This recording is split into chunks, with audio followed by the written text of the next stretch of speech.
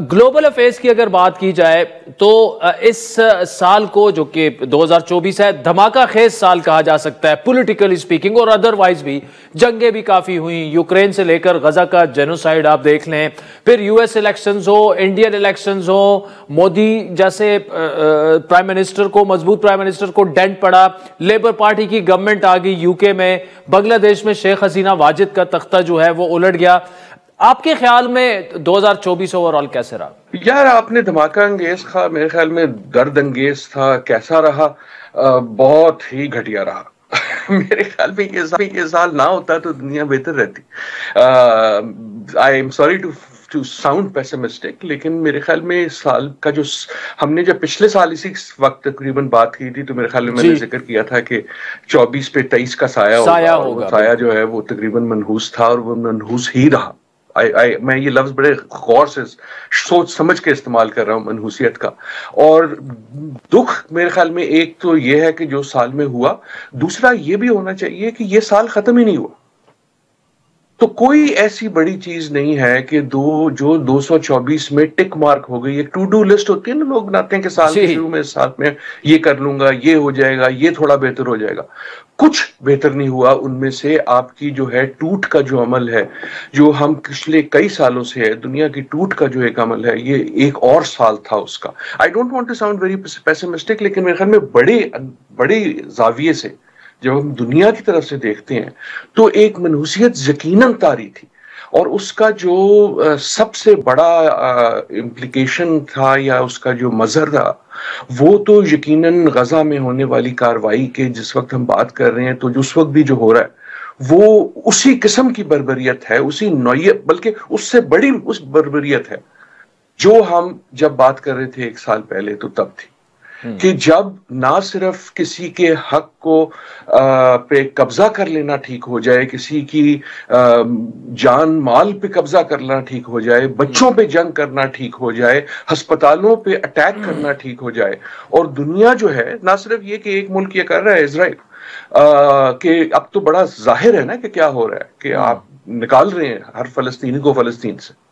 अगर वो खुद नहीं निकलता तो उसको कत्ल करके निकाल ले। तो एक वो उस किस्म की जो कैफियत है, और उस कैफियत में ना सिर्फ कि जो इजराइल कर रहा है लेकिन दुनिया की जो खामोशी है, अगर तहलका था, अगर जबरदस्त था, तो एक खामोशी का साल भी था कि दुनिया इस साल जिस किस्म की बातों पे खामोश रही, वो ऐसी बातें नहीं थी कि जो हम सोचते थे कि खामोश रहेगी।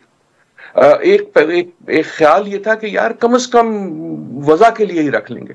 तो in that sense I think it is a sad year, लेकिन द सैडेस्ट पार्ट इज कि इस साल का जो तमाम मलबा है वो अब 2025 पे है, और ऐसा भी नहीं लगता कि वो जो मलबा है जो हम बोझ उठा के लाएंगे 2024 का 2025 में, ऐसी कोई चीज नहीं नजर आती कि वो बोझ जो है हम किसी तरह उससे फरागत पा लेंगे।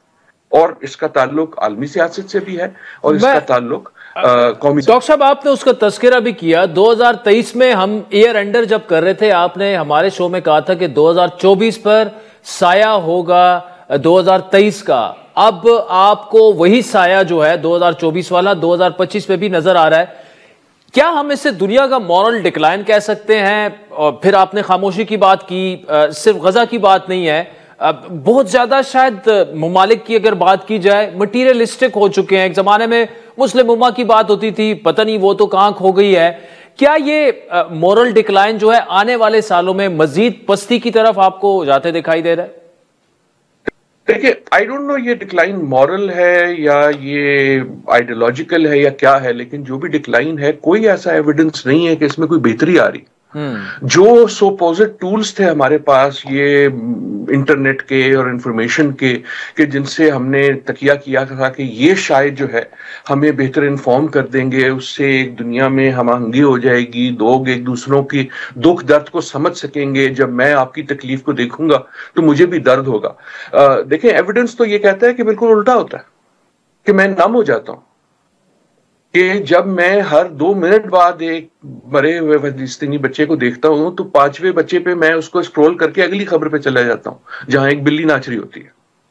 सो अनफॉर्चुनेटली हमें ऐसा कुछ नहीं नजर आता। जो आपने पस्ती की बात की, सो एट दिस पॉइंट तो लगता है कि वो डिक्लाइन है, लेकिन उसके पीछे क्या है? मेरे ख्याल में कम से कम 3 ऐसी अमवात हैं जिनकी तस्दीक हो गई इस साल में।